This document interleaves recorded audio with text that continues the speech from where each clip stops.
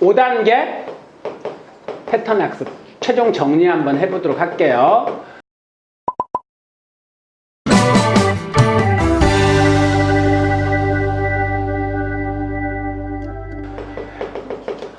패턴이라고 하는 것은 순서와 규칙인데, 이 순서와 규칙은 특별하면 안 됩니다. 일반적이어야 돼요. 그리고 보편적이어야 돼요. 누구나 돼야 됩니다. 뭐 상식적이라고 말할 수 있을 만큼 그래야 됩니다. 근데 일반적인, 그러니까 뭔가 책에서 읽은 공부법들은 다 특별합니다. 따라하기가 쉽지 않아요. 그냥 개인의 경험일 뿐이에요. 그래서 그것을 보편적이고 일반적인 원리들을 찾아낸 게 5단계 패턴 학습이에요. 여기에 담겨져 있는 세 가지 원리가 있죠. 첫 번째는 공부의 시작과 끝을 알아야 된다. 이게 첫 번째 원리고, 두 번째는 공부의 순서는 전체를 보고 그 다음에 부분을 깊이 있게 볼 수 있어야 돼요. 그리고 그 부분을 다시 연결해서 전체를 만들어낼 수 있는 능력이 있어야 된다. 이게 두 번째 원리. 세 번째는요, 성적은 개념과 약점의 교차 횟수에 비례한다.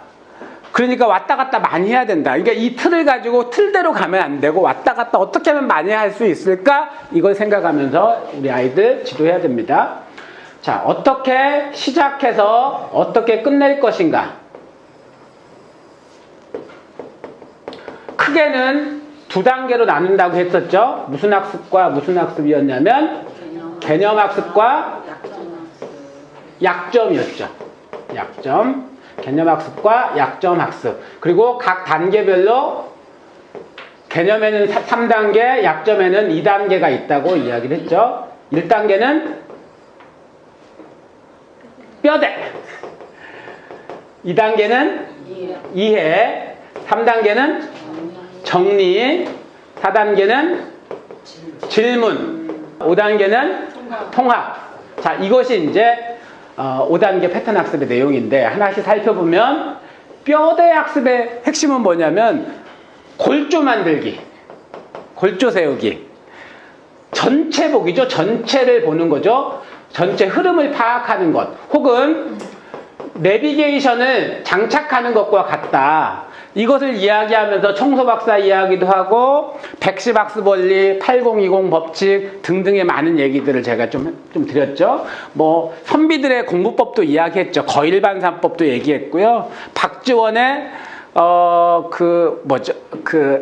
달사와 속인 이야기도 제가 좀 드렸고요. 자, 두 번째, 이해.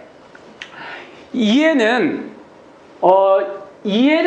이해학습을 이해하려면 3단계 중요한 키워드를 좀 이해해야 돼요. 3단계.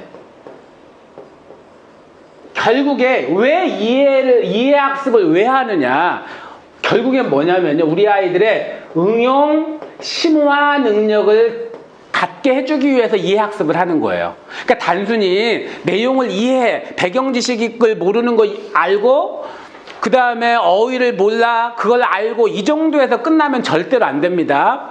어떤 능력의 기초예요? 응용 심화 능력의 기초가 이해라는 거예요. 그것의 기초는 아니 기초 지식입니다. 기초 지식. 그러니까 지식이 없으면, 그러니까 기초 지식은 배경 지식하고 어휘력의 문제죠. 배경 지식, 어휘력. 그러면 이게 없으면은 연결할 수 있는 고리가 없어서 이해를 못 하는 거예요. 그러니까 이것이 1차적인 건데, 2차적인 게 뭘까? 이 가운데 들어갈 것이 Y입니다. Y. 왜 그런 거야? 자, 응용심화는요, Y로부터 시작되는 거예요. 이거 왜 그런 거야? 대해서 답하지 못하면 응용심화 못합니다. 근데 Y, 왜 그런 거야? 너는 이 앞에 것을 몰라. 그냥 외웠어. 근데 어떻게 Y를 답할 수 있어요? 자, 이해학습의 중요성이 여기 있는 거예요. 감 잡히시나요, 이거? 네. 이 얘기 했는데 그때는 이해했는지 모르겠어요, 제가. 한 번 더 짚어봤고요.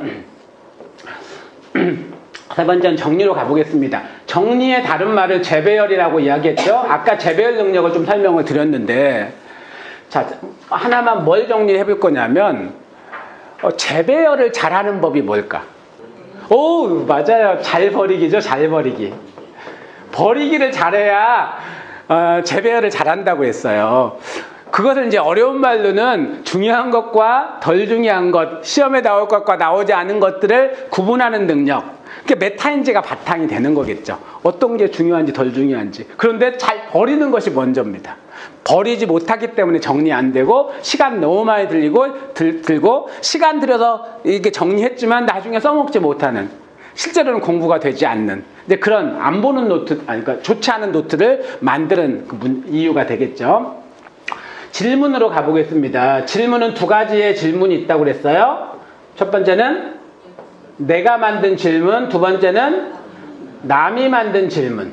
내가 만든 질문을 셀프 테스트라고 이야기했고, 이것이 어떤 의미를 가지고 있냐면 하브루타의 핵심이죠. 유태인의 공부법, 질문학습법 핵심입니다. 질문의 수준이 그 사람의 지적인 수준, 공부의 수준과도 일치한다고 했습니다. 셀프 테스트를 할 수 있을 정도가 되면 거의 최상위권 갑니다. 자, 근데 완벽하지 못한 부분들이 좀 있어요. 내가 문제를 만들다 보니까 객관적으로 못 볼 수도 있고요. 치우칠 수도 있고. 자, 그래서 남이 만든 질문인 문제집을 푸는 건데, 문제집에도 세 종류의 문제집이 있죠. 오늘 좀 다루긴 할 건데요. 첫 번째, 개념 문제집. 두 번째, 응용 심화 문제집. 세 번째, 기출 문제집. 각각의 목적이 좀 다르죠. 목적. 개념 문제집은 개념을 파악하기 위해서, 그래서 이 개념 파악하는 이 문제집을 뭐 자습서라고도 하고 문제집의 개념 문제라고도 이야기하는데, 이 문제집을 활용하는 방법 가운데 하나가 또 뭐냐면, 내가 교과서를 보려고 하는데 잘 모르겠어, 어떤 게 중요한지. 그러면 뭘 먼저 보냐면 이걸 보는 거예요. 먼저, 아, 이런 걸 개념이라고 하는구나. 응용심화는 못 푸니까 그거 뭘 보냐면 개념 문제를 읽게 하는 거예요. 그러니까 못 푸니까 읽게, 개념 문제 읽기. 그러면 뭐 할 때 도움이 되죠? 이 개념학습, 교과서를 볼 때 도움이 되겠죠. 문제를 푸는 게 아니고. 자, 그때도 이걸 활용할 수 있습니다. 자, 개념학습을 하기 전에 개념 문제를 읽고 교과서를 본다. 교과서를 공부한 다음에 또 개념 문제를 푼다. 자, 두 번째, 응용심화 문제는 목적이 약점 파악이죠. 약점 파악. 내가 모르는 약점을 파악하는데 이때 비로소 이제 약점 노트 같은 걸 하는 겁니다. 자, 기출 문제집은요, 왜 하죠? 이것을 이제 유형 파악이라고 하죠. 유형 파악. 아, 이런 식으로 나오는구나. 이렇게 이제 세 가지 문제. 보통 이제 문제집의 이름은 뭐 자습서라고도 붙여볼 수 있고요. 이것을 평가 문제집 이렇게 붙일 수 있고, 이것을 족보나 아니면 이것 이제 출판사별로도 나오는 문제집도 있죠. 이런 식으로 하죠. 이것이 문제집을 푸는 방법이다, 이렇게 말씀을 드렸고, 마지막으로 통합에 대한 이야기 드려볼게요. 통합에 담겨져 있는 의미는 아주 단순해요. 그냥 연결이에요. 연결. 연결인데 뭘 연결하냐면 앞에 했던 이 부분의 연결이에요. 부분을 연결하는 거예요. 이 부분 했던 것을 다 연결해 보는 거예요. 연결. 부분적으로 공부했던 모든 지식과 정보를 연결해 보는 것. 자, 그러면 이 연결하잖아요. 그러면 어떤 결과가 나올까요? 연결하면 매우 중요한 두 가지 결과물을 얻습니다. 통찰, 맞아요. 통찰이에요. 통찰. 통찰의 다른 말 깨달음이라고도 하고, 이 통찰력을 우리가 그렇게 이야기하는 남이 못 보는 것을 보는 능력이잖아. 이게 창의융합입니다. 창의융합이 뭐냐면 이거예요. 이게 창의융합. 결국에 부분을 연결할 수 있는 능력을 갖게 하는 거예요. 창의력은 어디서 오냐면 부분에 연결해서 오는 겁니다. 그리고 두 번째, 또 매우 중요한 능력을 갖게 돼요. 뭘까요? 우리가 우리 아이들에게 그렇게 키워주고 싶어하는 4차 산업혁명 시대의 인재상의 핵심이라고 하는 뭐죠? 문제 해결 능력이에요. 우리가 이제 오해합니다. 문제 해결하면 수학 문제 푸는 능력 이렇게 보는데 그게 아니라니까. 이 문제 해결 능력은요 그보다 훨씬 더 본질을 담고 있습니다. 이 문제 해결 능력의 다른 말은 뭐냐면 본질을 꿰뚫는 힘이에요. 본질을 그러니까 본질을 볼 수 있어야 문제를 해결할 수 있어요. 근데 그게 어디에 생기냐면 통합에서 온다니까요. 노트를 쓸 때 이때 쓰는 노트가 무슨 노트죠? 뼈대 노트죠. 뼈대 노트. 이때 쓰는 노트는 정리 노트. 이 질문할 때 셀프 테스트 하는 노트를 질문 노트. 이때 쓰는 노트. 이때 쓰는 거예요. 응용 심화. 이 약점 파악 때 쓰는 노트를 약점 노트라고 해요. 지금 여기 나오고 있는 약점 노트가 바로 이걸 이야기하고 질문 노트는 바로 이 셀프 테스트 하는 노트를 말하는 거예요. 그 다음에 마지막이 통합하는 이 노트는 통합 노트.